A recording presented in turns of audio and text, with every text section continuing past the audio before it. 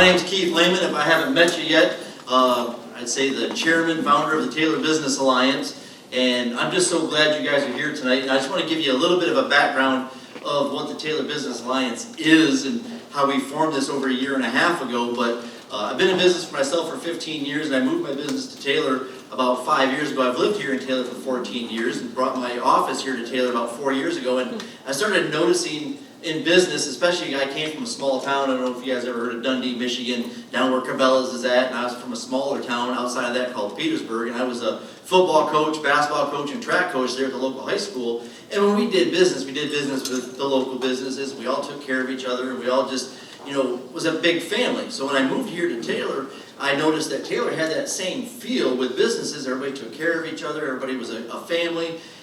But then I started noticing in business that wasn't happening enough, and I said, there's a disconnect, and I think we need to find a way to get these businesses together so they get to know each other, but also, as I know in business, you want to give to the community as well, and a lot of businesses, like when I moved here, like, I don't know where to start. I don't know where to go. How can I give back to my community, and where do I start? And so I said, all right, let's create an organization, which we named the Taylor Business Alliance, which would bring businesses together, one, so they could use each other, and the other thing, too, is so they could help give back to the community and know where and when to give back.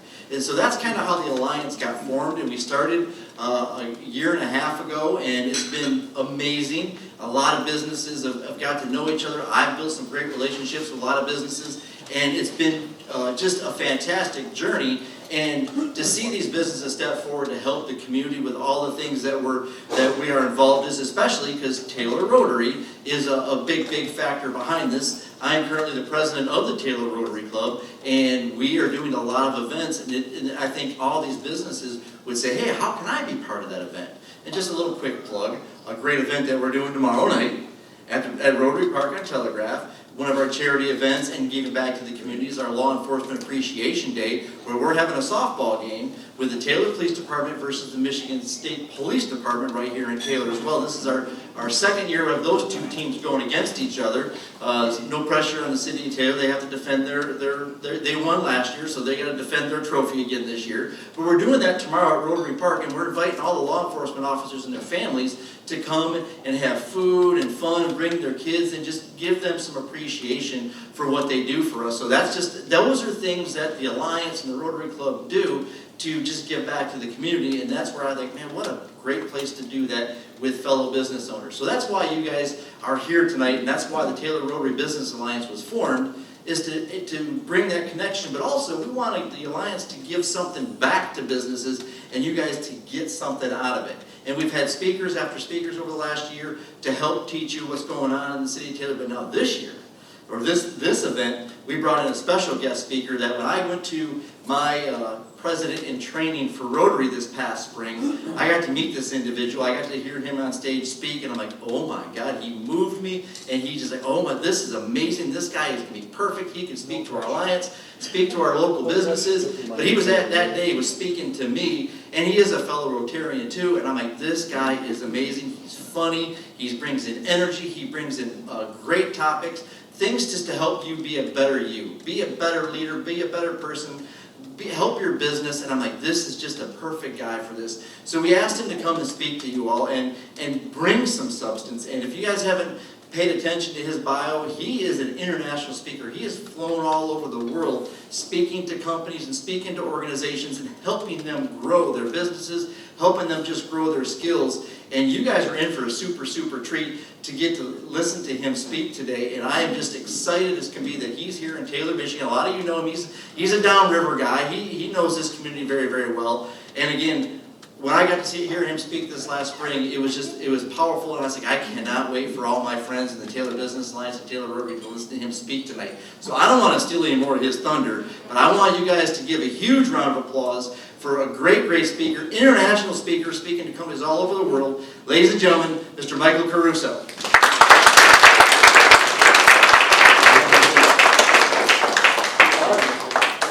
Appreciate you. Wow.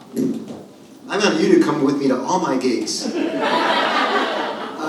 Thank you for the enthusiasm, and thank you for the warmth and even for turning out tonight on such a lovely night. I am from Trenton, Michigan. Anybody from Trenton tonight? I talked to a few of you. Yes? And it's a beautiful place to live downriver, especially a beautiful place to be raised. My brothers and I formed in a rock band for quite a long time, some of you may remember. And this community, my parents, gave us some values that I just wish kids today could experience. I'm not saying I got raised better than some people, but I am grateful for my upbringing, and part of the reason I'm the way I am today is because of some of the people in this room. I want to do a shout out to some friends of mine. Keith, of course, who I've only known since March, but Larry Wright, also from the Taylor Rotary Club. We go back maybe 30 years, 27 years, something like that. When were you governor? 95. Another century, ladies and gentlemen. 1995. And when I met Larry, he was a hero to me because he had achieved this platform in Rotary that very few people get to achieve. And he was doing very well at it. Then I found out he was a successful businessman. And we've done so many things since then. The list is endless, and you're one of my early heroes. And I don't know if I ever told you that, but it's true. You dated my daughter. And I dated your daughter for about 5 minutes. And she's a lovely woman.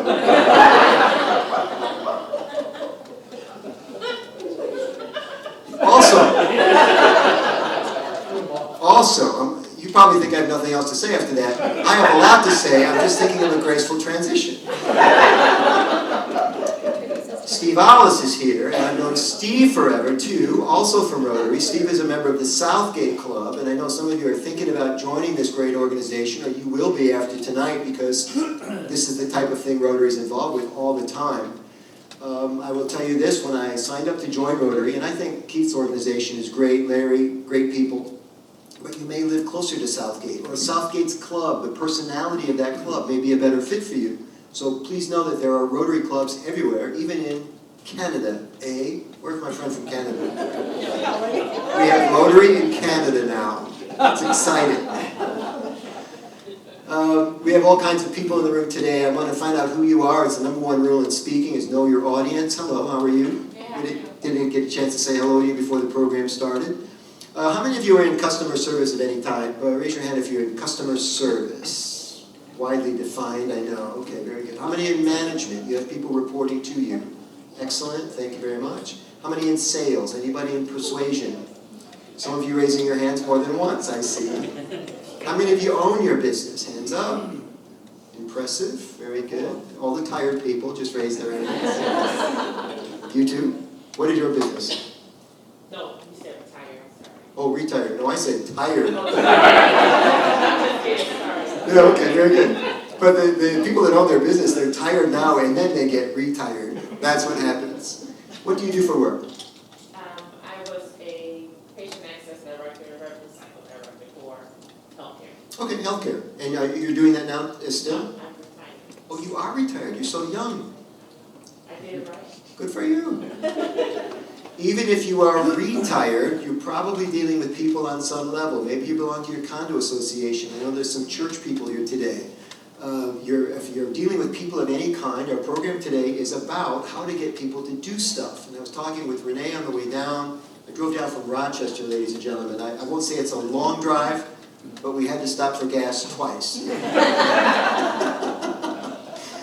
And I was talking to her. She said, "What are you speaking about tonight?" And I said, "Well, it's that thing that I do, man. I don't know many people that talk like this, but it's leadership combined with persuasion, because I teach leadership and sales skills, right? And the truth is, if you're a leader, you are a salesperson. You're trying to get people to do stuff. And in many cases, you're just trying to get them to do what you pay them to do. That's kind of weird, that you have to work extra hard at that. We were talking about that a minute ago. And Tim, mayor of the city, is here, Taylor.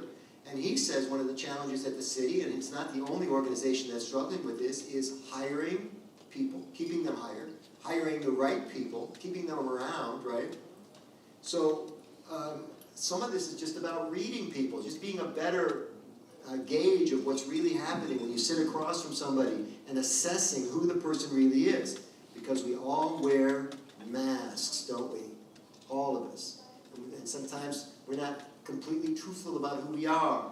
If you've interviewed people for jobs, you know what I'm talking about. You know, they're kind of fibbing about whether or not they can handle it. Maybe they need the job really bad, so they're trying to get in the door.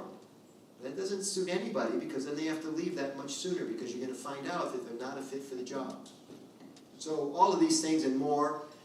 Some of you are here for something particular today. I'm going to tell you right now, you just raise your hand if you're not getting it, and I will get it to you. Do we have a deal? I want you to be inspired today. I want you to take things away. We have people that brought notebooks so they can write stuff down. Good. I hope you can. I hope you do.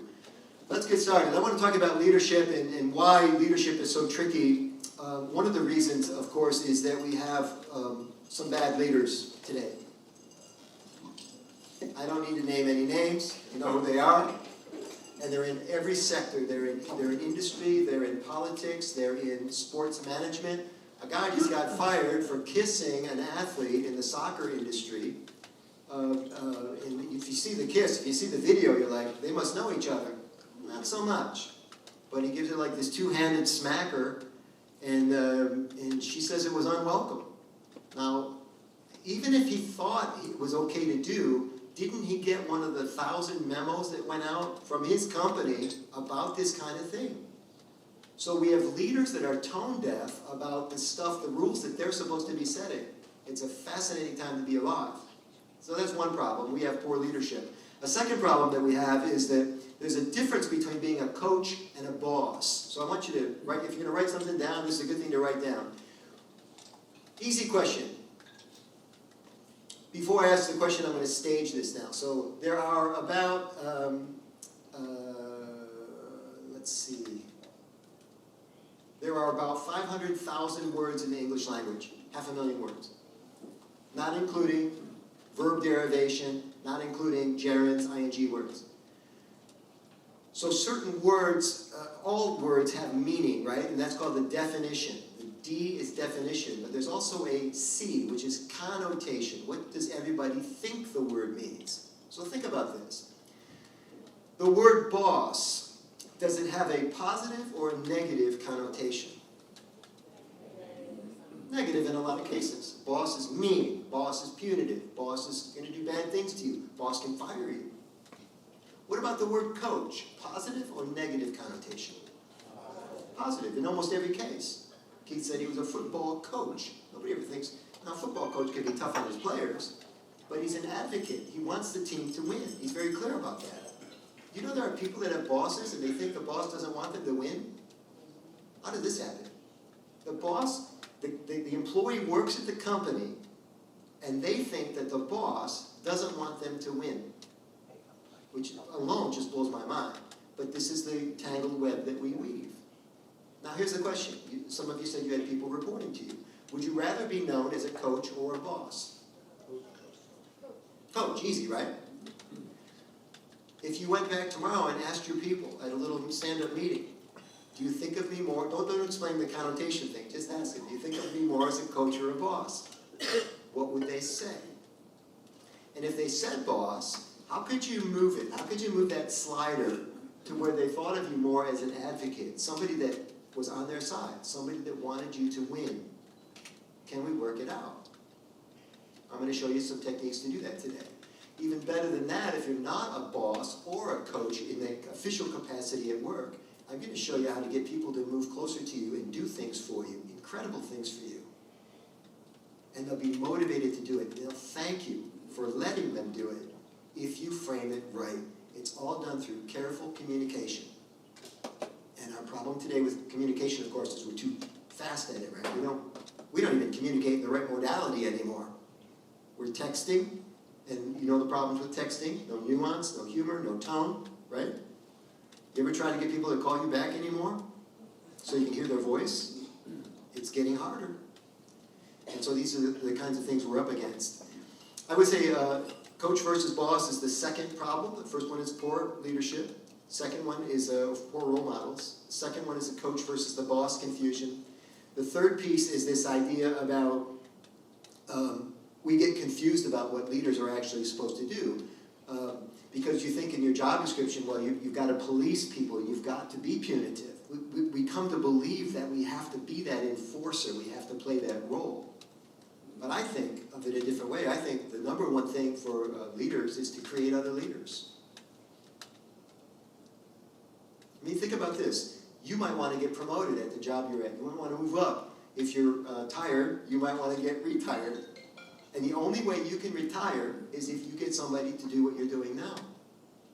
The faster you can replace yourself, the faster you can move up or out. It's true. And so how can we do that? How can we find a way to replace ourselves? How can we find a way to create other leaders? And then finally, number 4, is becoming a brand within a brand. So even if you work at the worst company, the worst organization in the world, you got all kinds of problems, you can still be the beacon of hope for people by being the brand within a brand. So even in a corrupt organization, you're the person with integrity. Even when everybody else is lazy, you're the one who's at work on time and you stay late. You are the exception to the rule. And you hold that standard. That's a hard thing to do, especially when all your friends are saying, come on, we're going to the bar tonight, come on. So that brand within a brand is an important way to distinguish yourself from the competition, and it allows other people to see you for your true value. It allows you to move up and out. Now, and a question that has nothing to do with anything. How many of you have collected your complimentary beverage tonight? Hands up. Is there anybody else that you didn't give a ticket and get the drink that's due you? Because I am funnier when you have alcohol. You didn't get it yet? Lisa, go back and collect your drink. So, part of the problem with how we perceive ourselves as leaders, we work in an ecosystem, a company, that belongs to an industry, and then we start thinking of ourselves in ways maybe that we wouldn't otherwise think of ourselves. But this problem starts way earlier than that with something called self-esteem or self-concept. Because if you don't have a good self-concept, you can't really be a good leader, and you can't be persuasive, not in a good way. You have to be totally comfortable. Let's say you were to ask somebody to do something, but if you don't feel good about yourself, if you resent it when other people ask you to do things, this is never going to work. So you have to find a way to get comfortable enough with yourself that other people are comfortable with you. Unfortunately, there are a lot of people in the world who have self-esteem issues. And we see it all the time, but it comes out in strange ways. They're irritable. You get in their car with them to go someplace, but the car's a mess. They don't have enough self-respect to take care of their own property, right? They are shaky with communication.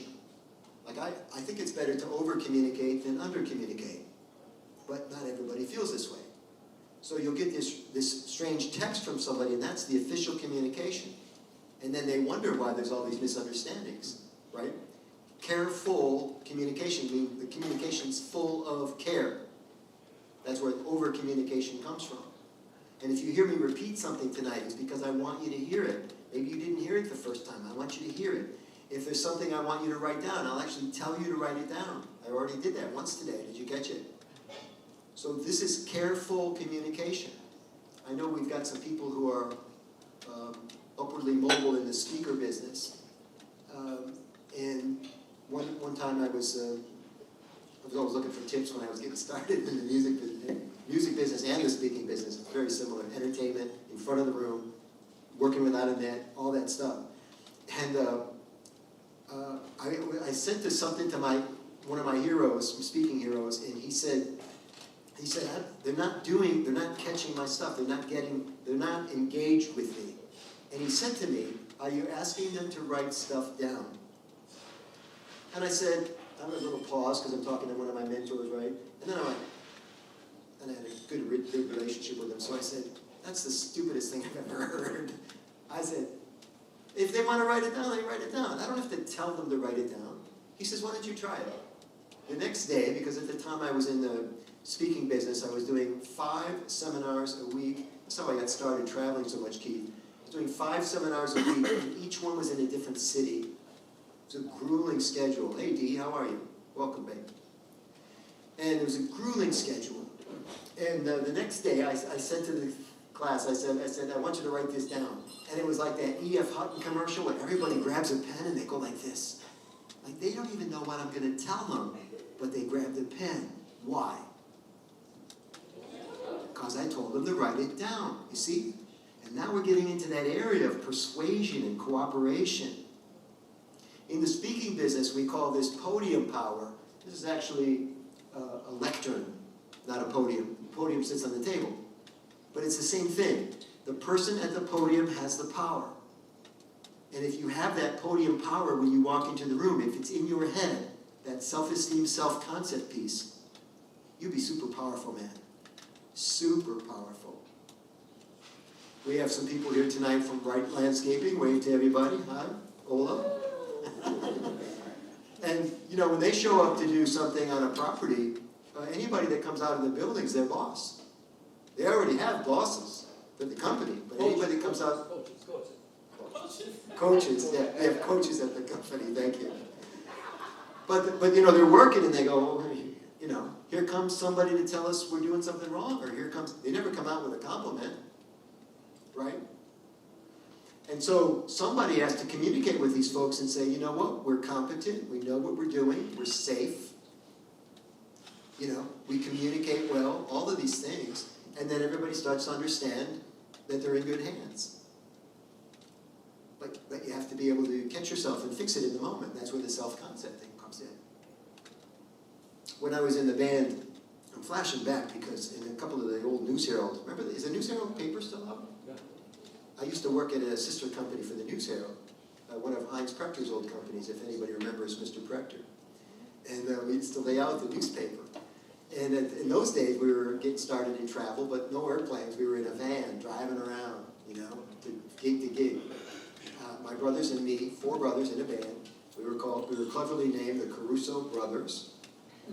And we opened for Rick Springfield and Corey Hart and Joan Jett. We had a really nice run in the 80s, about a decade, 2,000 musical performances. And we learned a lot about people, and we learned a lot about how to communicate. We played in bars where the bar owner had a revolver on the desk, right next to the cocaine. And so this is a difficult environment to try to communicate with people. We go in to get paid, cash. So back then he was counting out $2,000, often in 5s and 10s, because that's how the cover charge came in. And he's got rails on the desk, and he's got the gun, and the music's coming in from the back room. And I'm there by myself trying to get this guy to pay me. So you get some experience when you think about this. And what I wanted to tell you about being in the band was I learned being in the band the very big psychology in our culture, because we have a very, we live in a culture of celebrity worship. Nod your head if you know what I'm talking about. We love our athletes, we love our music stars. Sarah says, yeah, we do. We love Taylor Swift. All Swifties, wave your hands. Yeah. She economy, she's rocking it. So we love these people, you know, and maybe too much. Maybe too much. Maybe, you know, we give them more credit than they really deserve sometimes. But I discovered in the band that I had more confidence when people knew I was in the band. I realized early on, people wanted to either be with the band, you can interpret that however you want, be with the band, or meet the band. And when I developed this I'm with the band mentality now, back then, I use it even today. I walk into the room, I'm with the band. I'm the only person in my band right now. I walked in tonight to do a gig. I walked in with Renee. Renee's in the band too. But when I walk in, I'm with the band, and I have a mentality about what I bring and who I am and what I'm going to do for you tonight. Raise your hand if I met you tonight, if I shook your hand. Yeah, look at that. Pretty good saturation. Yeah, thank you, sir. And I do this because I feel self-value. I feel I can help you. I feel like I want to connect with you. I want to know you. There are speakers that don't do that. They hide in the green room, or they fool around with their PowerPoint until it's time to start. And we're wasting that opportunity to communicate and connect with people. So self-concept, self-esteem. Self-esteem is actually a misnomer. We call it self-esteem like we would get it from ourselves, but it doesn't really work like that, does it? Where do you get self-esteem? Anybody? What do you think? What do you say? Influence of others. Influence of others? Excellent. Specifically, who else? Parents? Who else? Teachers. Teachers, maybe? Who? Coaches, excellent. Could be an early boss. Is there an age limit on self-esteem? No. You can get self-esteem for how long? Forever. You get most of it when you're a kid. You get most of it before you're 5, according to behavioral psychologists, which is why being a parent is such an awesome responsibility. How many of you have children? Look at that. So the child's personality is largely formed by age 5. And so that's mostly coming from parents, not from others, not from coaches, parents.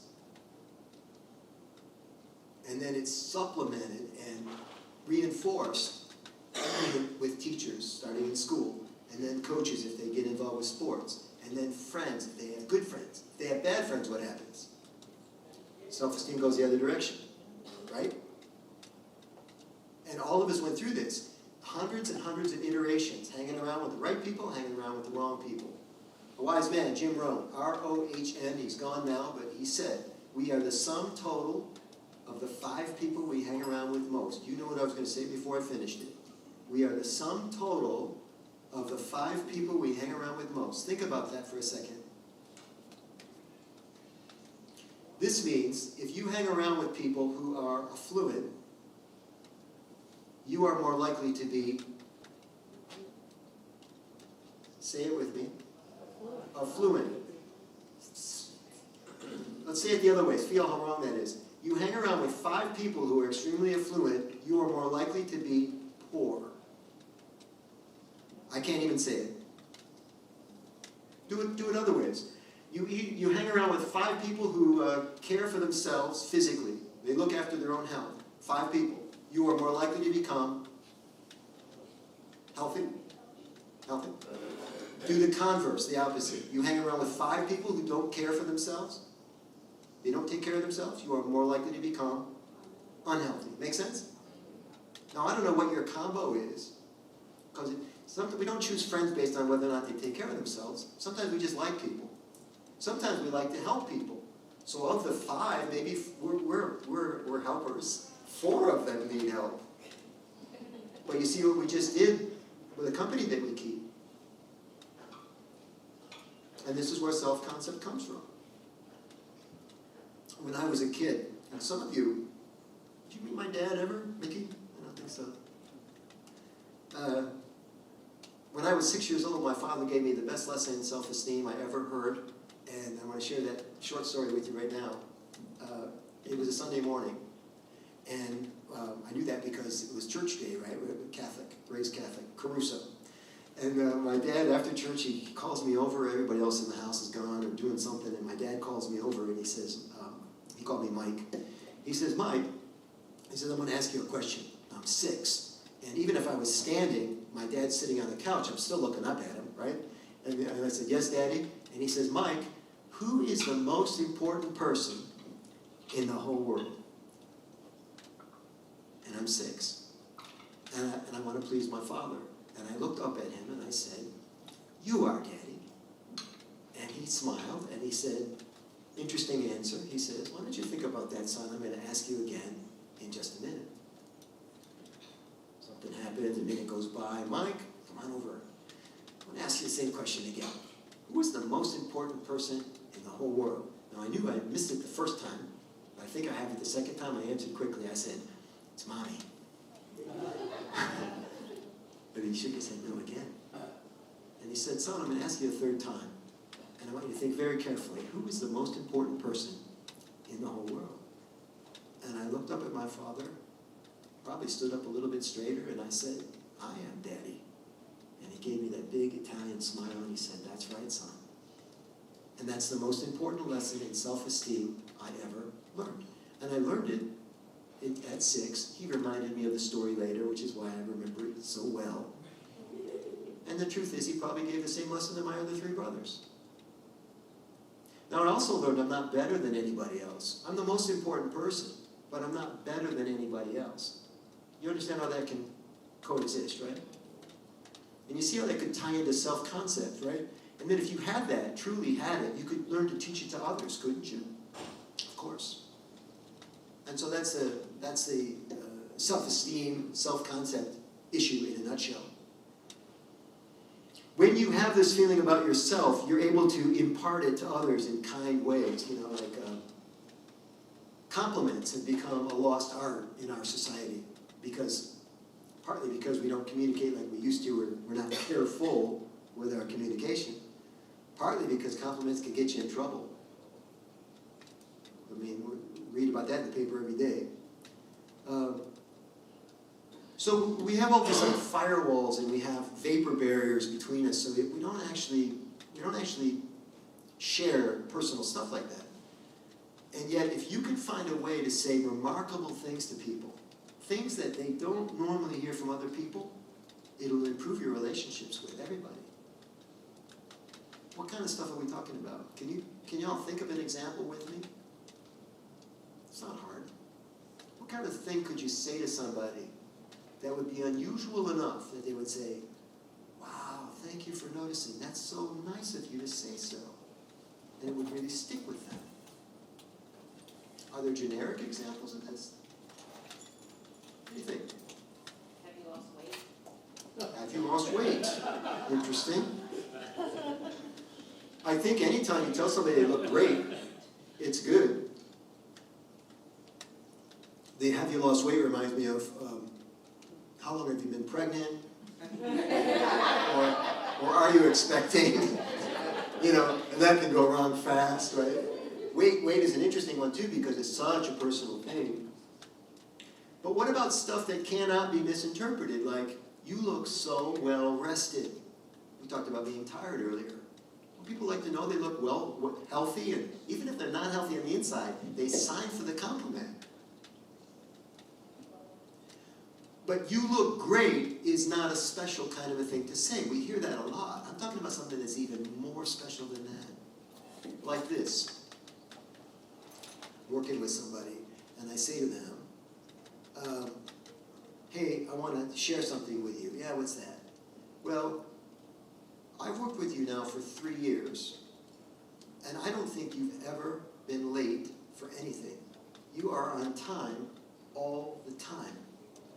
I don't know anybody else like that, and I just wanted to tell you, as somebody who works with you, I really appreciate that. Now, as this compliment unwinds, you start to think, well, yeah, that is, the way he said it just now, that's pretty special.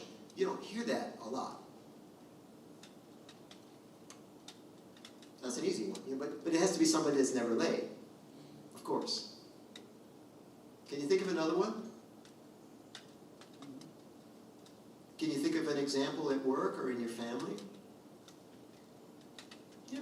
Maybe someone that's done something that you know is out of their comfort zone, that they've not gone beyond. All right. Something more personal, but you know that, and just acknowledge that quietly. It is a bit out of the conversational comfort zone. It has to be in order to be special. Do you have an example? Can you think of something? I was just thinking more of with my kids, because I know them Yes, closer, obviously. your kids, yeah. Something that is not, it's again outside of their comfort zone, that maybe they join something that, maybe I nudged a little bit too hard, but they did it. Sure. Something to that effect. And for a parent to say to the kid, I'm proud of you, very strong message. I'm proud of you. There's nothing a child wants to hear more than I am proud of you. You got to find a way to say that to your kids a lot, right? I saw another hand. Yes, sir. Being attentive. See it? Being attentive. So you're paying a compliment to somebody about the fact that they're very attentive. Yes. Excellent. How would you do that in a way that is remarkable, a way that nobody else says it? How do you build it out? When we are speaking, I feel as if I have your full attention, your complete grasp. Something like that. That's exactly right. Yeah. And then you could build it out even more, like I know a lot of people, and nobody has the kind of listening skills that you have. See, I'm building it out, Yeah. right? And it's not a compliment that I give in passing in the hallway. It was like, you can hear it with the microphone. Hey, you know? It's something I do kneecap to kneecap, eyeball to eyeball, and I'm with you for a minute. Sometimes I'll even ask somebody, let's sit down for a second. Or if I approach them and they sit here, you know, okay, a story. I had a gig one time, a client, and I was their sales coach for 4 years. The initial thing was 6 months. It was a financial investment-oriented company. And the gig was for 6 months. And after 6 months, I was supposed to have dinner with the owner, and he was going to either re-up me or let me go. 6 months. And we were going to do that every 6 months, as long as it would fit. Well, we ended up having the dinner after the first 6 months, and then he kept me for 4 years. We never had another dinner. But I got the gig for 4 years, so it was fine. But I'm in the house. I'm in his house, working with they were called regional vice presidents. And when they had meetings and stuff, they all come back to headquarters to work. And the guys would have cubes. And I would come to see the guy because I'm going to give him one of these compliments, like he was talking about, being a good listener. And he's working, but I'm standing up, and I have to get his permission to talk to him. So I would say, hey, how are you? And he'd go, good. And I go, do you have a minute? And he goes, yeah, what's up? And he maybe moves away from his computer, and he, what's up? And then I said, is it okay if I sit down? Why do I want to sit down? Oh, so many reasons. Because this is going to take a minute. Because this is important. Because I want what you were just talking about, psychological equity. I don't want to talk down to you. I want to be at your level. So all kinds of reasons to grab the seat. And then I say, I just wanted to share something with you. I work with a lot of clients, a lot of people, a lot of salespeople. And I have the impression that you are a fantastic listener.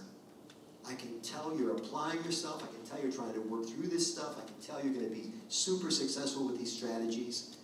And it is so impressive, especially today in our still building, right? That fast-paced society. And before you know it, initially, he's like, what's this about now? Because nobody talks to him like this. You know why this company hired me for 4 years? Because the sales manager sucked. The guy that should have been telling them this wasn't telling them. And he couldn't fire the sales manager. He had to bring in somebody from the outside that knew how to do it. That's my theory about why he kept me on for 4 years. Because he was smart enough to know that his employees were thirsty for this. So I think when you can get articulate in these kind of special ways and really start to appeal to people, that you become, here's a phrase for you, psychologically attractive. And the bond between you and that person grows, it gets better and stronger. Because this person has said something to you that no one else has ever said. Or if someone else has said it, they said it in a way that no one else has said it. And you just love them now. And you will do anything for them. Right? Isn't that something? That you have to make it happen. You take charge. You have the podium power. And you make it work. But it's an investment. It's an investment in people.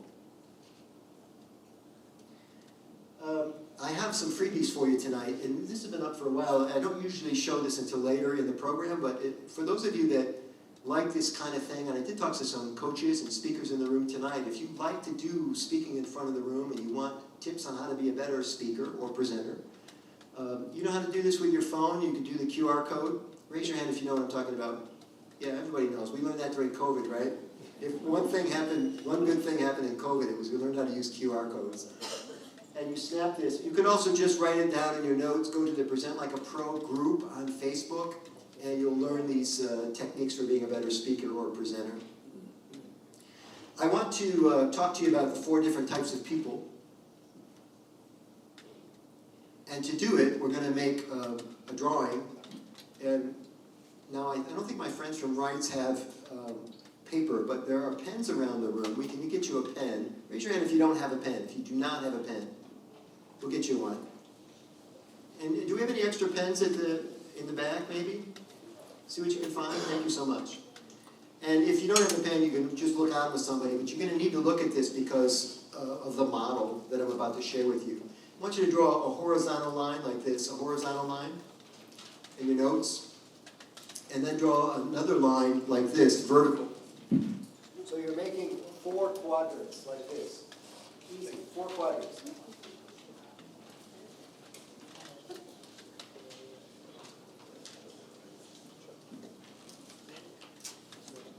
And in the upper left corner, I want you to write the letter R. I'll tell you what the letters mean in a minute. R in the upper left, S in the upper right, T in the lower left, and D in the lower right. I'll repeat. R in the upper left, S in the upper right, T in the lower left, D in the lower right. Let me tell you what the letters stand for. In the upper left is relator. These are the 4 main personality styles, everybody. Relator in the upper left, socializer in the upper right,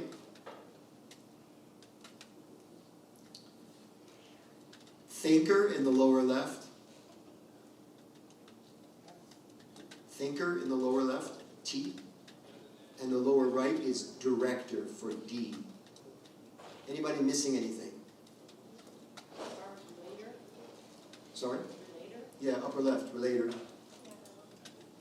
These are the 4 main types of people. And I'm going to help you get along with all of them better in the next 10 minutes. This is a terrific exercise, and I'm borrowing from a guy named Dr. Tony Alessandra. I had the pleasure of meeting another old mentor of mine. He's retired now. But Renee and I were in San Diego to speak at another conference, and I got him on his website, and I said, can I take you to coffee? You're the reason I'm in the speaking business. And he emailed me back, and he said, how about lunch? And I took him to lunch, and it was a fantastic visit. He's an older guy now. So you run into these 4 types of people, and I'm going to tell you the strengths and the weaknesses of all 4. So a plus and a minus next to the R, plus and minus. The plus for the relator is a people person. They're people. Relate, right? The downside to being a relator is you don't like conflict.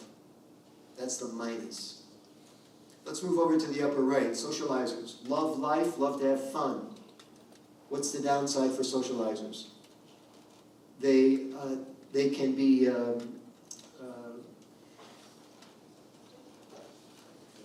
a clown all the time. So they're too funny, they're too entertaining, they don't take anything seriously. We all know people like this. In the lower left is the thinker. They make the best decisions. Really good with analytical processing. Downside to thinkers, they take a long time to do it, and they can be condescending. Thinkers know they're the smartest people in the room, and they're not shy about letting you know. And then finally, in the lower right, directors, plus and the minus. Directors are terrific people to have on your team at work because directors covet 2 things that you need on your team: productivity and efficiency. Productivity and efficiency. We love directors. The downside of being a director is they achieve those 2 things, productivity and efficiency, at the expense of their greatest resource, which is what? People on their team. So you'll run into the director in the parking lot at 8:30 on Monday morning, and the director says, do you have that report ready? They don't say, how was your weekend? They don't say, did you have fun? It's not that they don't care, they just care about the report more. You see? So we have these 4 personalities. They all have strengths, they all have weaknesses, and you are one of them. You may already know which one you are. Let's see. How many of you think you might be a relator? Hands up. Larry? Okay. Yeah. Keith? All the Rotarians are relators. Armando? How many of you think you might be a socializer like me? Hand up. Socializer? Love to have fun? Yeah. Roberto? Yeah. Excellent. And how many think you might be a thinker? Hands up. Okay, very good. Got a few of them in the room. Love it. And then finally, directors. People like to be in charge, efficiency, productivity. I married a director, ladies and gentlemen. Please pray for me. Renee and I got married July. It won't be the last time I forget the date. July 26th. We've been married almost 2 months and we're still going strong.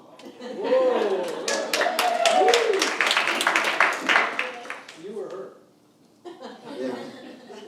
And Renee is a director, man. She is a micromanager par excellence. And boy, it gets on my nerves. Luckily, she has a lot of other great qualities. This is funny. So we have one of those doorbell things, the camera on the doorbell.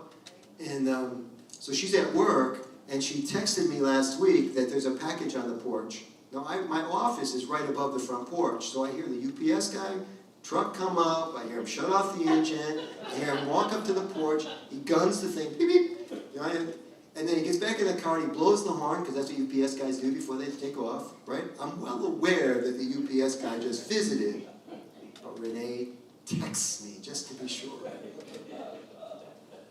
So this is funny. I texted her and I said, boy, you are good. And she thought it was a compliment.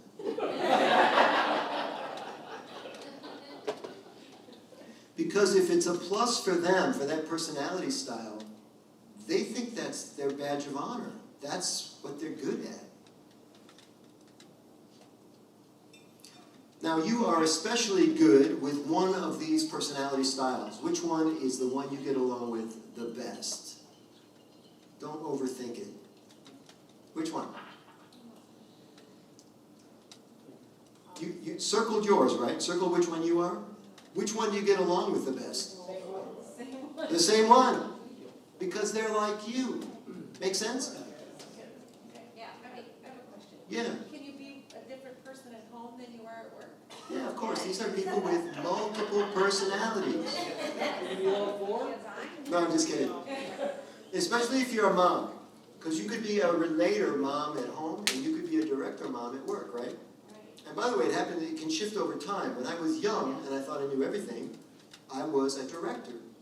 And then I realized that's not a natural stroke for me. I'm a socializer. I like to have fun. I'm an entertainer, right? So I moved from being an angry young man into somebody that could just try to get along with people a little bit better. I didn't have to outsmart everybody all the time. I'm much more comfortable as a socializer. It's a great question, Lisa. One of these styles is your kryptonite. Which one is the hardest one for you to get along with? What do you think? Probably the one we married. The one you married. Oh, that is so funny. That's funny. Whatever one of your spouses. It's the one that's diametrically opposed to you. Relators don't get on with directors, because relators are people, and directors don't care about people. You see?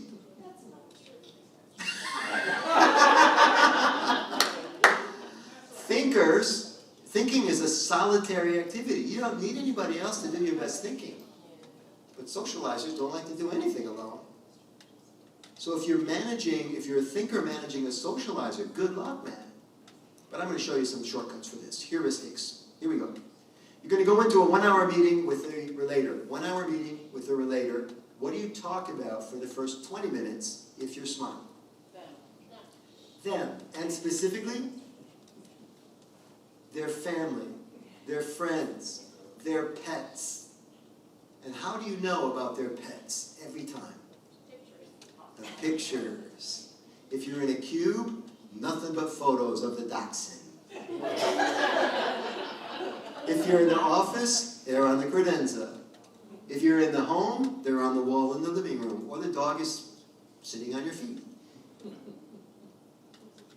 So they tell you, these are called tells, right? They will tell you what's important to them. Just take a look. I would go out with these guys from the financial services thing on their road. I would fly into San Francisco, we did San Francisco, we jumped in a car, I jumped in a car with my salesperson, she was a lady, and we go to the office where she's gonna do a call on somebody, and she sits here and I sit here and our client's sitting there, and behind him is the credenza. And I taught this salesperson how to do credenza roulette. We're looking at the credenza, trying to guess which one of those items is most important to this person. And then that's the one we ask about. And we get pretty good at it after a while, it's not hard. One time, as an example, there was a guy that looked like a celebrity with another young man in a photo. And I thought, that's it, there's a story behind that. I'm gonna ask this guy as soon as I can. We're talking about other things. Hey, I had a question for you. Yeah, what's up? That photo looks special. That photo with that, who is that? Is that a celebrity? And who's the young person? And the guy, you could just see, it was a guy, and he turned all mush. He went to mush. He tilts his head like this, he goes, oh, that's my son. And I just knew something special was coming. His kid had an illness, a very serious illness, and the celebrity was kind to his child, and they had a chance to take a photograph, and it made the child's, day, and then the celebrity became a lifetime hero for the kid, and the guy just went on and on and on about this great photograph. And what did we learn? That family was dealing with MS. And that was much more important than how much money he had in his book of business. We knew his kid had MS. And it changed the bond between my salesperson and him, because all the other salespeople that came in only talked about his book of business. See? You say remarkable things in a way that people can't forget. So, you go into that meeting for 20 minutes, you talk about friends, family, the pets, 20 minutes, and then that relator will do anything you want them to do because you paid homage to them. You talked about what was really important to them. You were invested in it. And nobody does that kind of stuff. Not today. You're going to go into a 1-hour meeting with the socializer. Where will that meeting take place? In the bar. Or a restaurant. And you're going to let the socializer choose the restaurant. Why? Because they have a favorite restaurant, don't they? They have a Cheers, where everybody knows their name, and that's where they want to go. And when you get there, the hostess is going to say, is this table okay? And you say, you're going to defer to the other person, the socializer, because the socializer has a special table. And when it's time to sit down, you don't take your seat first because the socializer has a favorite seat at the table. And which seat is their favorite? You know. Which seat? Back to the wall so they can see and be seen. Some of you know my brother Joe, and he is also a socializer. And when we go to lunch, it's a foot race to see who can get to the table first. Because we both want that chair. We laugh about this every single time. The socializer chair.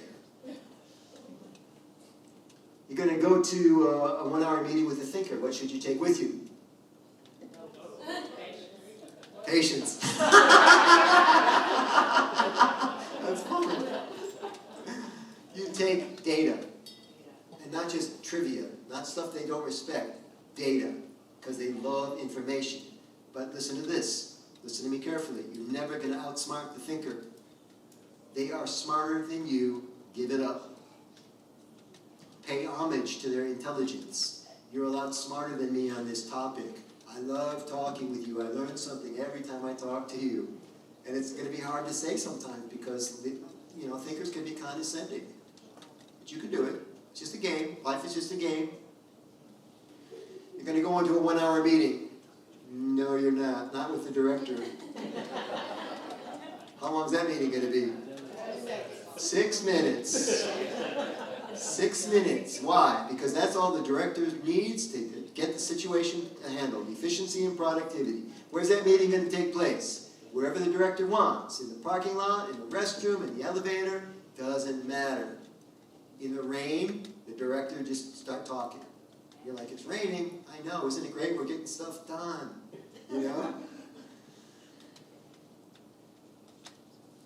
Now, we were all raised with something called the golden rule. Here's the punchline to all this. We learned it in church. We learned it in school. And you all know the golden rule. Do unto others as you would have them do unto you. Makes sense, right? Except it doesn't make sense. I just told you there's 4 different types of people in the world. If I'm a socializer and you're a relator, why on earth would I treat you the way I want to be treated if I already know you're not like me? I mean, think about that. I'm a socializer, and I think, oh, golden rule, I treat you, do unto others as you would have them do unto you. You must want to be treated like a socializer. And they keep saying, no, I'm a relator. Can you see the photo of the dachshund? I'm a relator. Oh, no, you're like me, you're a socializer. Let's go have some fun. Let's do this. And we just get this over and over again. Tony Alessandra says that we should be focused on something called the platinum rule. And the platinum rule is more valuable. The platinum rule is, check it out, do unto others as they want to be done unto. Do unto others as they want to be done unto. In other words, how's the relator want to be treated? Like a relator. Not like you want to be treated, like a relator wants to be treated. And that's the best secret I know for getting along with people. Make sense? Which style are you? What do you think? Probably a relator. Okay, you probably know. Are you married? Yes. Which one is your husband? Or partner? I'll go with director, maybe. Well, you can He's a talk. thinker. He makes good decisions. Okay. He's a good mix. You can talk about that at dinner. Maybe not. Let me know how it goes. Look at it this way. You know that horizontal line that you drew? The 2 styles above it, which are relator and socializer, they need people. I can't socialize if there's not other people in the mix. The 2 styles below the horizontal line, they don't need people at all. The thinker doesn't need people. Sorry. And the director only needs people to boss around.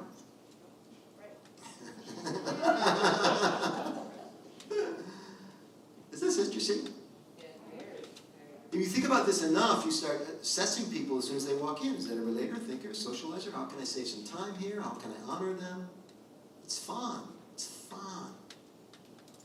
And they'll tell you. What kind of car does a socializer drive? Race car? What color? Red, yeah. What kind of car does a relator drive? Minivan, for sure. For sure. You're already getting the hang of this. That's great.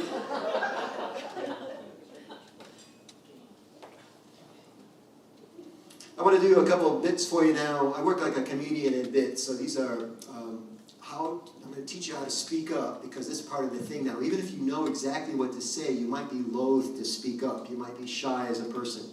Maybe your work culture doesn't allow this kind of thing, or people don't normally do it. Maybe your culture, your own culture. We have people from all over the world in the room today. Maybe your own culture doesn't allow you to communicate in this way. But let's see if we can find a way to, again, just move the slider a little bit so that we can get better at this. So how to speak up, how to initiate conversation with somebody and make this kind of thing happen. It starts with something called the reach out. And the reach out is a very interesting thing, because a minute ago I asked you how many people I met and how many people I shook your hand, and we saw the hands go up. What if we asked people how many people you've met in the room? How many, sir? Paisan? Half dozen. 6. Not bad. 10%? Not bad. Maybe average. Maybe it's good. Maybe 6 is good. I don't know. But could we do better? Could we become that person that can do that? Let's see if we can get this to happen. And we have to give everybody your backstory, man. Your name is Michelangelo, right? It is. Tell everybody your last name again. Libidini. Libidini. Stand up, sir. You're my new huckleberry. So I'm going to show you how I do this, and then you're gonna mimic me. Okay? You're gonna do it with me. We'll start here with this table. Come on over here with me. So I walked up to these ladies, it's a true story, before the program started, and I said, I just leaned in like this, and I said, hi ladies, I just want to say hi before the meeting starts. My name is Michael Angelo Caruso, I'm your speaker today. Isn't that what happened? And then I don't know if I did it one by one, but I introduced myself, and I did the first volley, right? I introduced myself. And then we had some exchanges. I remember some laughter. I remember we talked about occupation. 2 of you at the table, maybe 3 are related. Yes? Yeah. And we learned all that in a short period of time. How many of these nice ladies did you meet? 0. 0, okay. So you're talking to the right guy. So now you know what I just did. Can you work that out? Can you like imitate me or recreate it for yourself? I think so. You're Italian. I am. Let's do it. I'll hold the mic. You want me to hold it? How are you today? Mike Levidian, it's nice meeting you. Hi, Michelle. Michelle. Caitlin, how are you? Stephanie, how are you? What brings you guys here today? You know him personally, or you just heard about him, or free tickets, or? That's what I'm talking about. Continue? Yeah. Anyone from the area? Local? Work in the area? Live in the area? Everyone's here?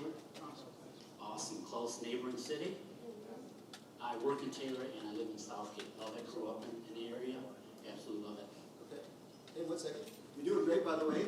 Now, there's a dynamic here. So, a man approached your table. He's chatting you up. At what point do you start thinking, where is security? He is security. And you know that's coming.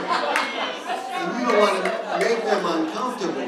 How can you get in front of this and not have it go there? Because once it goes there, it's hard to get it back.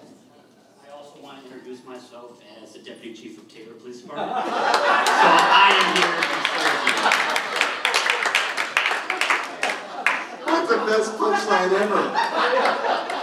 And it's true, he is.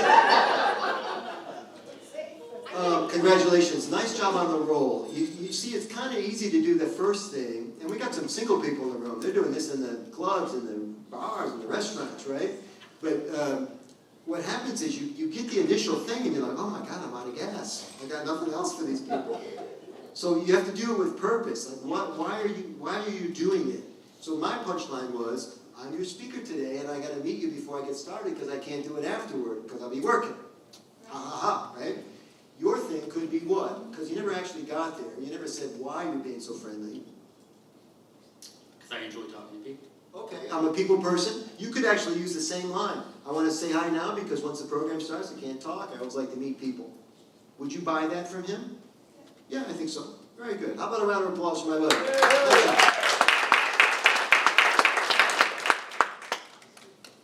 Deputy of the Police Department. It's a good one. So this idea of reaching out. Now, you always do it, you can always do it under the guise of being a helper or confident, or not confident, but a confident helper.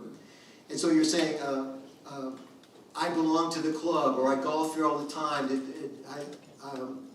you know where the restrooms are? Are you good? Do you need anything? You know? Or how about this? I got a ticket here. What's this ticket about?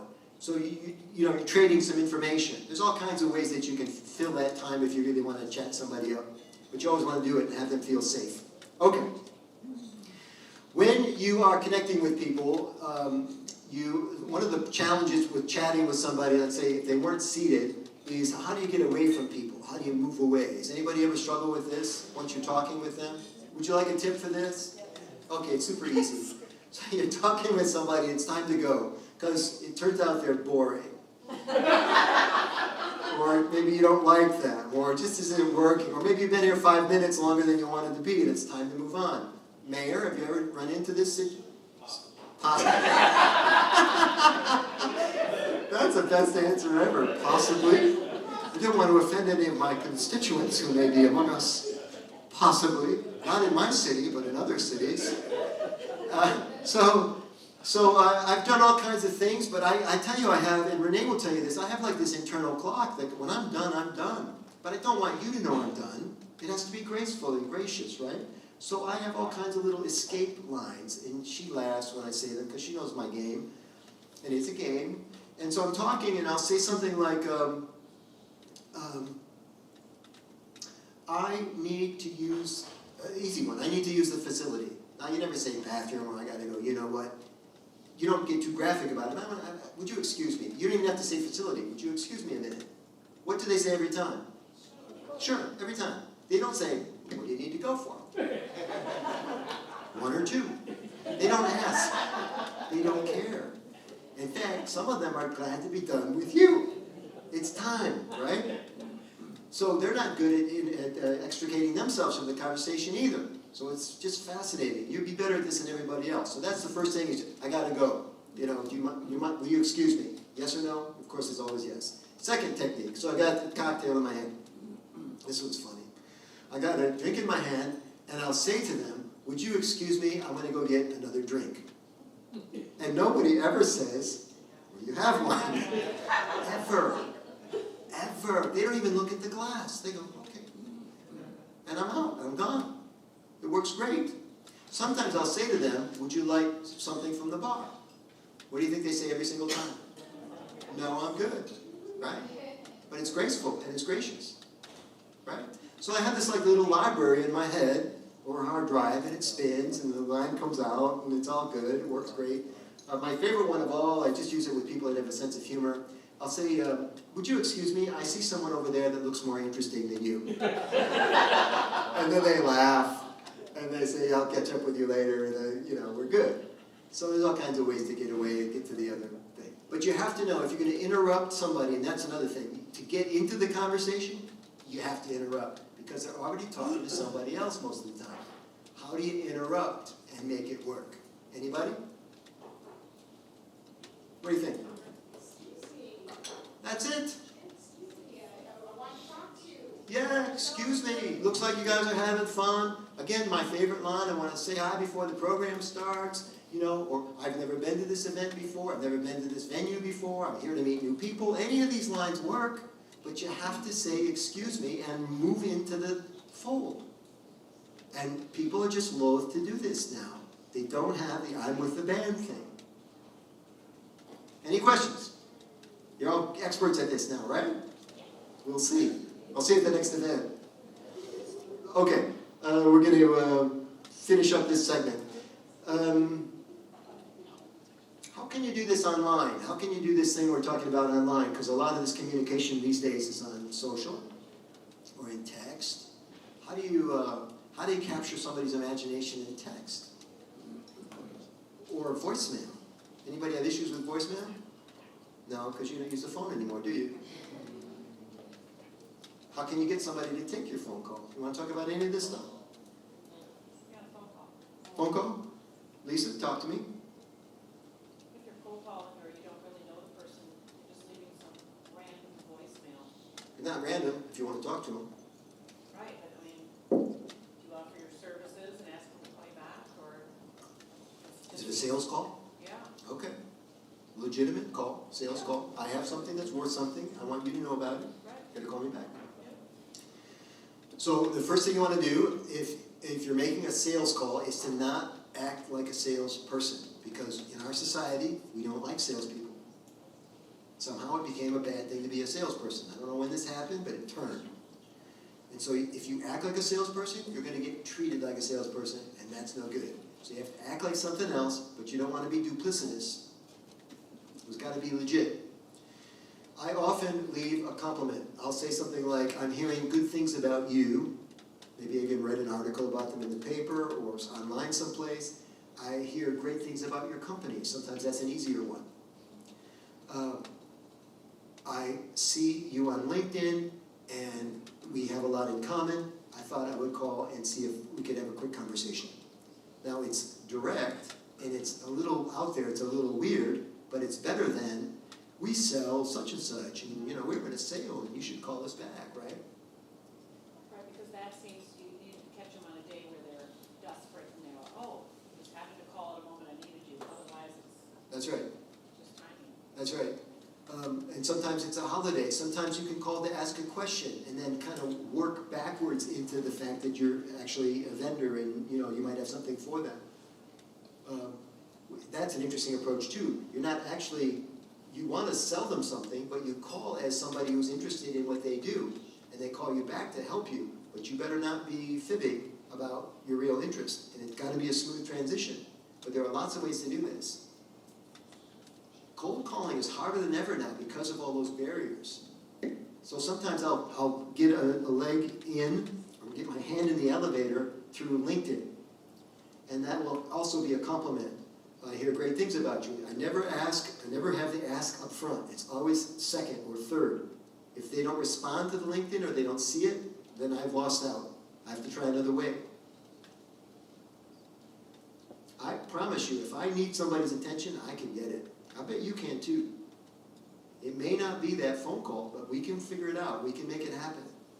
But a lot of it's persistence and there's a little bit of creativity involved. Other special situations?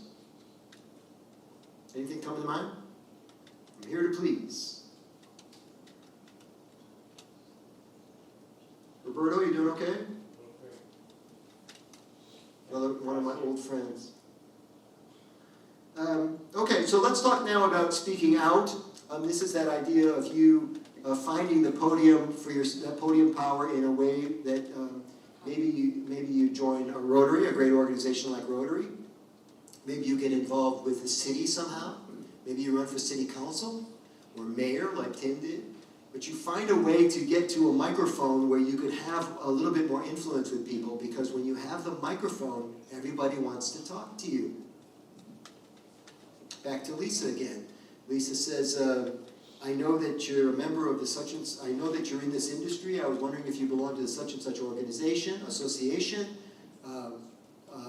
I wanted to know if you had attended the event last month. I happened to be there. I gave a little breakout session. I just wanted to get your impressions of the event. Did I tell you I was selling something? Am I more likely to get called back? Maybe. I don't know about probably, but maybe. And then I will tell you, then what do you do? Oh, I do this. Okay, anything else? Let's talk about story versus bullets. Everybody's got a story, and you got to get good at telling your story. Part of your approach here, Michelangelo, to this table is this idea of I've got a story, and I'm going to get it to you in a way that doesn't seem like I'm pushing it on you. I'm not going to belabor it. I'm not going to bother you with it. But I'm going to be so interesting to you four ladies that you're going to be curious, more curious about me. You may even invite me to sit down, but we're going to be friends in about 2 minutes. You just don't know it yet. And you have that. I mean, oh, you got a badge. Yeah. Cheater. Cheater. But the badge is on you with the band too. If you're with the police department, you're with the band. You know? Larry Wright's got it. But I don't know how you, I think Larry got it through tenure because he just knows life and he's done so much in his life that when Larry starts talking to you, you are just captured. Like you want to do anything Larry asks you to do, unless you're Sarah. We're taking you late. Sarah, do you see that in Larry? You see, or do you not see it? I better move. Oh, yes. He's that kind of a person, you know. Where did he get that from? Rotary or from his parents? Rotary. Yeah. 100%. All the stuff he's done with huge opportunities.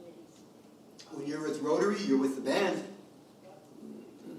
1.4 million Rotarians all over the world. It's like being in a big-ass club. Not a lot of people know about our club because we don't promote ourselves the way we should. But it's like being in this club, and the best part is Larry doesn't have to tell you he's in Rotary. He just feels it, and then he walks into the room, and you pay attention to him. You need that. Some of you have it. We all need more of it. But that's how it works. I got another freebie for you. Oh, this is Rotary. How many Rotarians are in the room? I imagine, oh wow, holy crap, I didn't know we had that many. Are you all in the, this club, Taylor? In the back table, Laura? Yeah, we're all Taylor here. Excellent. What other clubs are here? Detroit? Southgate? Livonia AM. Livonia AM. I'm in the Troy Club, way up north. But this was a chance to, you don't have to join Rotary to take advantage of this. If you do marketing of any kind, marketing being a kind of persuasion, I started a Facebook group called Get the Word Out. And you can just find it on Facebook and sign up for it. I think Deb's a member.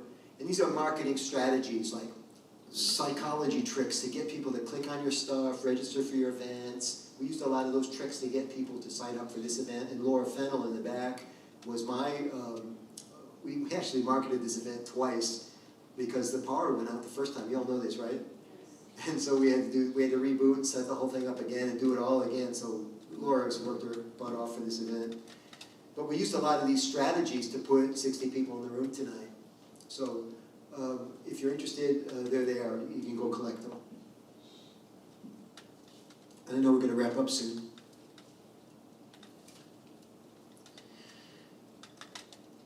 I'm also taking questions here before we wrap up. I was going to close with some customer service stuff and some selling stuff. Which one are you most interested in? Selling? How many want selling? Sales, persuasion? How many want customer service? Both. Let's do a little bit of both then. Okay, big problem in customer service is this, we trick people into thinking we don't care about them, but we really do. One way we do that is we say, we have this dumbass script that says, you know how when you call somebody to help you and they don't help you and they still say, is there anything else I can help you with? What's up with that? And you're like, you didn't help me the first time. Are you even, hello, McFly, are you even listening to yourself right now? Right? What's up with that? So you got to leave the script and you got to get human with people, you know? There's always a thing called the question behind the question. I love this. So they'll say, I've got this, this, and this. And I say, why do you ask? Interesting. Why do you ask? I want to know more. Because sometimes they don't even know what the problem is. And I need to, the number one thing when you're trying to solve a problem is you have to properly identify the problem. You have to properly know what you're talking about. And it's hard to explain sometimes. It comes out in conversation, a few questions, right? That's how we used to do it in the old days. So this idea of hanging in there to learn about it is important. Second problem we have, and then we'll do a little bit of sales and we'll wrap up. 7, right? 7. Yeah. So this one, this is another one, is the phrase, you're all set. You have to ban it from your organization. You're all set ends the conversation. When you're a customer service person and you say you're all set, you're saying, I'm done with you now. You couldn't possibly have anything else that you needed from us. And they walk away from the counter, or they hang up, or they're on their way to clicking you off, you know? Never ever say you're all set. You want to be the guy at the delicatessen. What else? What else?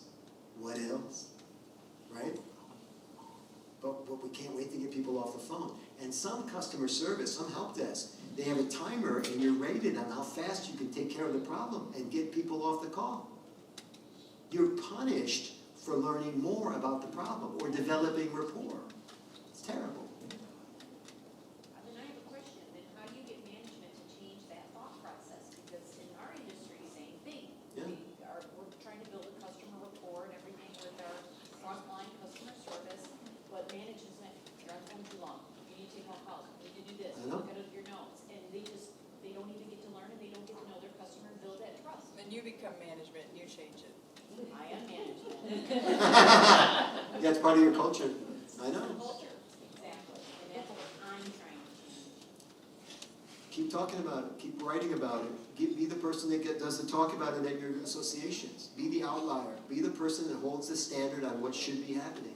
Because what you're saying makes complete sense to me. Yeah, I just found out she's a director. Oh, you just found out? Yeah, that's funny. No, but sometimes they'll fluff you off because you're talking too much. It's like, you're not doing this right. This is not working. I know. Then the customers complain more and more and more and more. Audrey Hepburn had a great line, the old actress. She said, women that follow, what was it? Women that follow instructions don't have any fun, something like that. You gotta step outside the lines once in a while. This is an easy thing for you to do, because you know you're right. Yeah, hang in there. Old school. Huh? I'm old school. It is old school. Yeah, let's talk. Yeah. I don't care. It's like Uber, the difference between an Uber and a cab. A cab would take you right to your thing, right? And they're watching the meter, right? Uber doesn't watch a meter. They miss the driveway. You don't pay any more to go to the next driveway. The pin's wrong, right? It's just a different way of thinking about things. That's why everybody likes Uber and not cabs.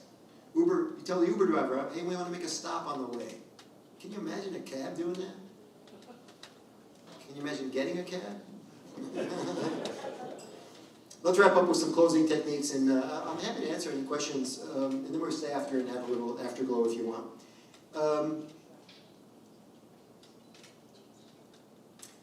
I want to close with this, sales. For those of you that sell something or you're marketing something, I want you to try to come up with a 10-word close. Now the magic isn't in the number 10, because it could be an 8-word close or a 6-word close. You could do this with Rotary, Roberto, or Larry. You could do it with your church. You could do it with almost anything. But if you want somebody to do something, can you distill it down to 10 words so that it was so convincing, the best 10 words of the 500,000, in the right order, right accent, right tone, that 8 out of 10 people would say, yes, sign me up. I'll give you an example. In my business, one of the things I sell is keynote speeches. And I have a 10-word close. I'll see if I can enumerate it for you in just a second. But it's not just those 10 words. It's everything that happened in the 20-minute conversation leading up to the 10 words. And it's all structured, man. It's like a script almost. You don't know I'm on a script, but it's a script. And when I get to the 10 words, which is the close, CTA, call to action, I say, let's see if I can get it for you. Well, it seems that I'm the perfect keynote speaker for you. 11 words. It seems that I'm the perfect keynote speaker for you. And I laugh. Because I've already done a bunch of trial closes. We know we're in the price range. We know you want my topic. I sold a pretty big thing today, just today. And I already knew it was closed before I even gave him the 10 words because we had so many successes in the call. He's nodding his head like a bobblehead by the time. Larry, you're in landscaping, you're selling some pretty big tickets. You know when somebody's with you, right? Yeah, because you keep them on the trail with these trial closes. You always get a bunch of small yeses before you get the big yes, right? And that's how you do it. I'll open up for questions, and then we'll get you out of here for dinner or wherever you're going, get you into your evening. Probably got some time to do 9 holes of golf. Questions about anything we talked about? Questions about anything we haven't talked about? Armando. What's the difference of trying to get someone to do something job-wise versus non-profit volunteer-wise? As far as trying to get people to do things like that. So which one are you after? You're trying to get the volunteer? Yeah. Okay. But they don't have to do it. It just has to be appealing to them, right? Yeah. So give me an example. Is it signing up for a project? Is it attending an event? Is it buying a ticket? Buying tickets to an event. Okay. Selling tickets to an event. Okay. So the problem with selling tickets is the person that's selling the tickets has a goal, and the goal is to sell tickets, not too complicated. So they think about it. How can I sell a ticket? How can I sell a ticket? How can I sell a ticket? But they're thinking about it the wrong way. What they should be thinking about is, why would the other person buy a ticket? And that's a much different mindset. And to figure that out, you have to first figure out, do they like what the ticket represents? Let's say you're selling tickets to a beer festival. Yes. What would be helpful to know? Oh, you want to buy one? They like beer. We just sold you 2 tickets. Easy sell. Bathrooms. The person has to like beer to go to the beer thing. I mean, I'm being a little silly here. They don't have to like beer if you have other things to drink, but if it's a beer festival, if you lead with that and the person has a weed allergy, you're never gonna get to sell a ticket. But that doesn't mean you open every conversation with, hey, do you have a weed allergy?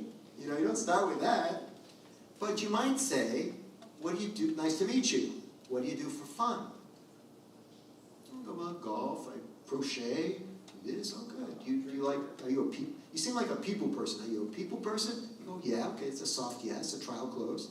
Great. Do you ever go to, I'm always looking for great events around town. Do you ever go to any social functions, like the chamber or anything like that? Oh yeah, we belong to this, we belong to this and this. Oh wow, you get out, great. Who do you go out with when you go?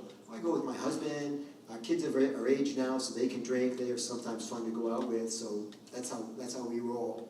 Oh, interesting, great to know. Now, if I just stepped right into, oh, we're having an event, would you like to buy tickets? It's too fast, isn't it? You felt that coming, and you turn people off. So it has to be a little bit of more rapport, you know? Maybe share something about yourself, something about how you're often involved with planning these events. Would you be interested in knowing more about these kinds of fun things? Get them to say yes to that. All right, let me think about it. Now maybe it's a meeting, and at the end of the meeting, then you go over and talk to them. Or maybe you say, do you have a card or a way that we can keep in touch with you? This is hard now because people don't carry cards anymore.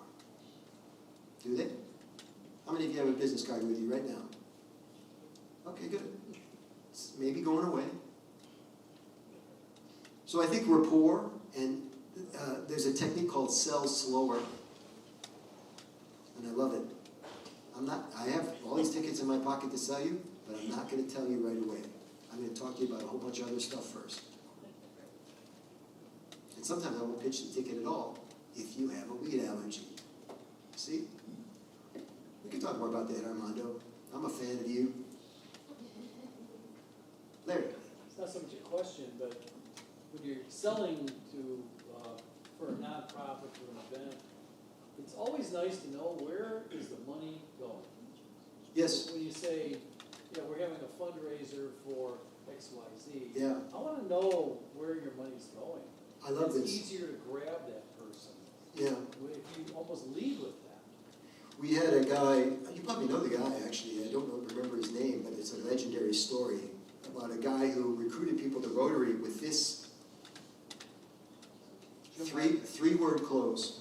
He says, he chats you up at a party and he goes, hey, do you like children? Do you like children? If you said, first of all, nobody ever said no. But when you said yes, he would say, what a coincidence. I belong to an organization who supports children in the area, and we're having an event. It's a beer festival 2 weekends from now. And we support children. And you already said you support children, you see. And would you like to buy some tickets? So he got right there right away. But he wasn't selling tickets to the beer festival. He was selling tickets to support children. You hear the difference? That's a great tip, Larry. You're not selling a beer ticket. You're selling children welfare in your community. And who's not for that? Love it. I need to get you out of here on time. Have you enjoyed the program tonight? Yeah.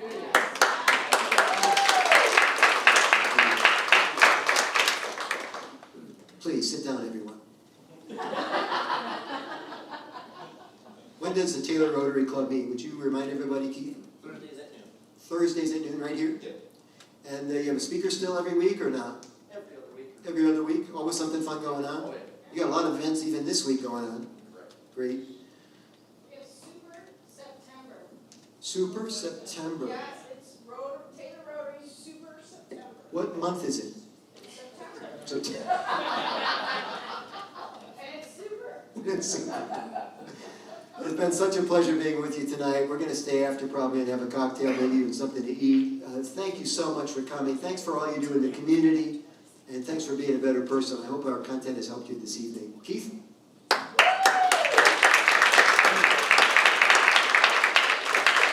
Let's give it up for Michael one more time. Thank you so much. It means a lot. And I want to at least give you one quick announcement too, since it is Super September. We have this event tonight. Tomorrow is the police Taylor Police versus the Michigan State Police at Rotary Park right off of Telegraph. Please come and support your local law enforcement. And then Saturday is Taylor Rotary and the City of Taylor Shred Day. So if you want some things shredded for free, 10 a.m. until 1 on Saturday. And then, yep, and then, well, then I'm thinking of my schedule. Then I get the Fish and Wolves Golf outing on Saturday, Rotary Golf outing on Monday. September 27th is the Wounded America Challenge. And this is something that Larry and Sarah Wright brought to the area many years ago, and we raise money for Foundation 14 and for Downriver for Veterans, and we have it's a motorcycle ride every single year. Well, it got rained out this year, and so we want to make up for some of the loss of money raised, and so September 27th at Kudos, if you guys, how many people here know what Kudos is, where Kudos is and what it is? It's just an adult playground, basically, axe throwing, cornhole, all this stuff. Well, on September 27th, we are having a challenge where we're going to have a cornhole tournament, axe throwing tournament, and disc golf tournament all inside there. And for $50, you're going to get fed, and you're going to be part of that. And then all the money is raised towards for Downriver for Veterans and Foundation 14. So we're doing that in September as well. So we got a busy month, and What was it? How much of the money is going back? all of the money is going to Downriver for Vets. 100%. None of this is going to Rotary. This is all going to Downriver for Veterans. And usually, last year we raised $30,000 for both those organizations. So we, with the rain out, we fell a little short of our goal of $30,000. So that's why we're having this additional event. So if you're not doing anything September 27th, come to Kudos at 6 o'clock at night. You're going to get fed, and all your money is going to help Downriver Veterans and Foundation 14. So that's just what we got going in September. And then October, we got our golf outing here on October 7th. So if you're a golfer, get here on October 7th. And then October 11th, we're having our first Interact induction ceremonies. We got a lot going on. And Laura, what am I missing? Lunch is not here next week. It's Correct. So we do meet every Thursday, but not this coming Thursday. This coming Thursday, if you want to come to Rotary, we're meeting at Texas Roadhouse for our luncheon on Thursday. That's always our Plan B place. So, but every Thursday we're always here, except this upcoming Thursday we're at Texas Roadhouse. Every once in a while we throw a curveball and go out and go to other places in the public. But our next Business Alliance meeting, mark this down, October 19th. We're doing it a month from now, because this was not supposed to happen because of the rain out, but or the power outage. October 19th, I've got a special guest speaker coming in. Maybe some of you know this guy, maybe some of you don't. How many people have ever heard of Mike the Cop? So Mike Edwards, Mike the Cop, he's a retired police officer. He's coming in and he's going to teach on social media. Mike has got millions and millions of followers on social media, and he is actually now a police officer, or not a police officer, a real estate agent. And he uses social media for a lot of things. He's going to come in and teach how social media can help grow your business and be beneficial to you. So October 19th in this room, we will be having a social media training. at what time? At 6 o'clock. Yep, so that's our next Business Alliance meeting, and I'll be sending, if you've never gotten a Business Alliance email from me, make sure you fill out one of those Taylor Business Alliance papers on your desk and get that to the registration table, and that way too you can get invited to all of our Alliance events as well. But again, thank you so much, Michael, for being here. It was a pleasure. I hope you all enjoyed and got some great information, some great content from it. So now just hang out, mingle. If some people are going to go next door and get a bite to eat, you're more than welcome to, but please come up and talk to Michael and get some questions answered and see how we can help you and help your business. So thanks everybody for coming, and we'll see you soon.